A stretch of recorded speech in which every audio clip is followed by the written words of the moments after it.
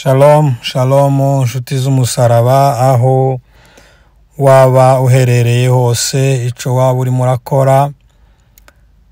Ndagushimiye kuko wabanye natwe kandi ndakwiyegereje ko ugiye kubana natwe muri uyu mwanya mutoya tugiye gufata turimo turasenga.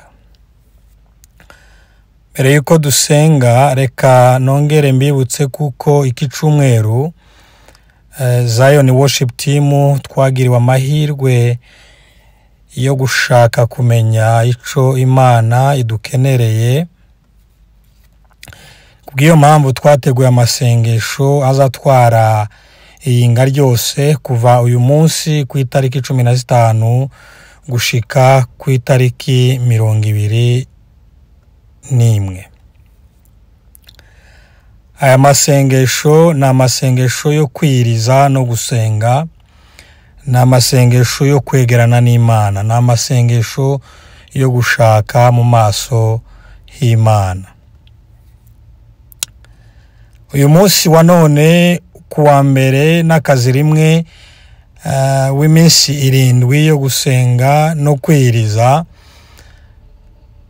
ndagira ngo dusengane nawe iri sengesho rigufi ry'umunsi wa mbere. Uyu munsi turi buze kwibanda cyane ku magambo abiri. Ijambo rya mbere ni ijambo turimo turasenga kandi dusaba Imana kugira ngo iduheze umwuka w'ubwenge. Buriya ikintu ubwenge ni ikintu c'ingenzi mu kintu icari co cose, ni ikintu c'ingenzi mu banyepolitike, ni ikintu c'ingenzi mu bayobozi b'amatorero. Ubwenge ni ikintu c'ingenzi, navuga kuko buri departema mw'itorero, mw'isi, mu mishinga gikeneye. Uyu ubwenge burakenewe. Ikintu ca kabiri twibandaho uyu munsi, turibanda ku ijambo ryo gusaba Imana no gusenga, dusaba Imana kugira ngo iduhe umwuka w'ubuhanga. Umwuka w'ubuhanga urakenewe. Umwuka w'ubuhanga mu itorero, mu mirwi, mu baririmbyi, mu bayobozi urakenewe.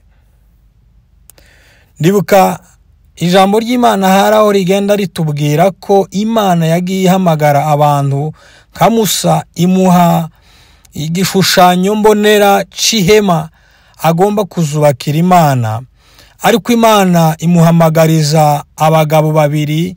Muri abo bagabo babiri yamuhamagarije umuntu wa mbere, yamuhaye umuntu w'ubwenge kugira ngo ubwo bwenge abukoreshe mu gushira ca gishushanyo mbonera mu ngiro, acandike, agishire hasi, agishushanye. Uwo ni umuntu w'ubwenge Imana yahamagariye Musa.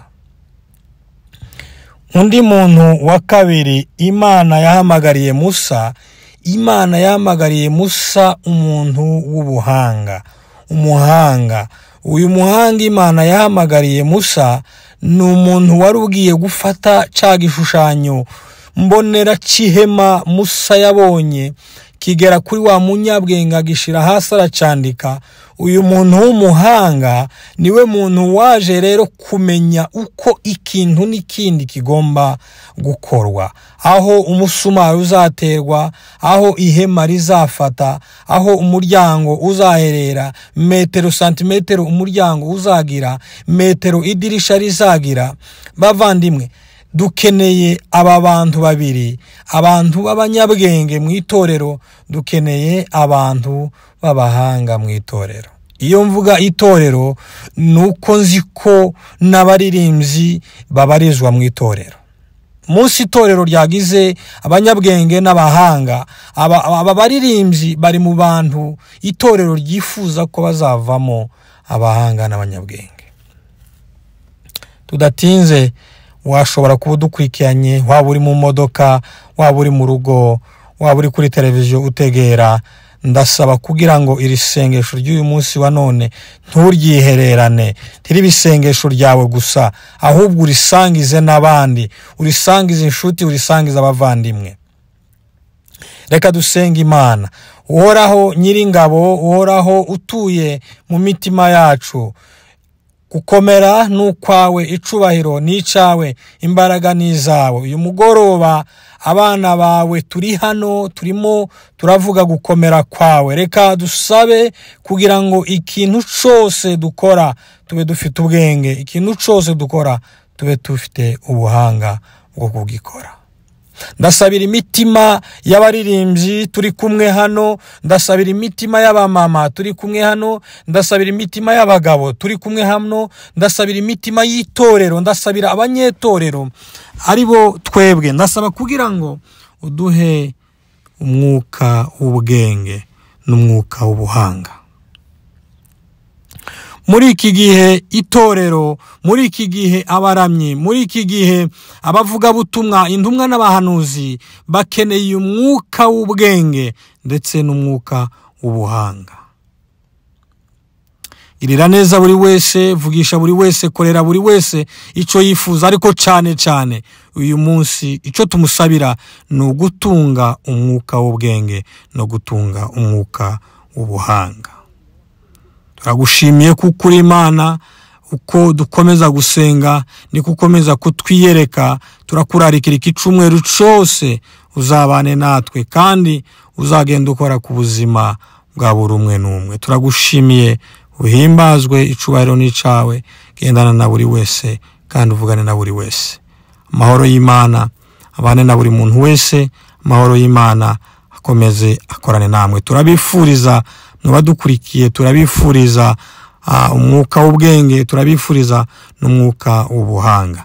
Mugire amahoro y'Imana kandi Imana ibahe imigisha. Amen.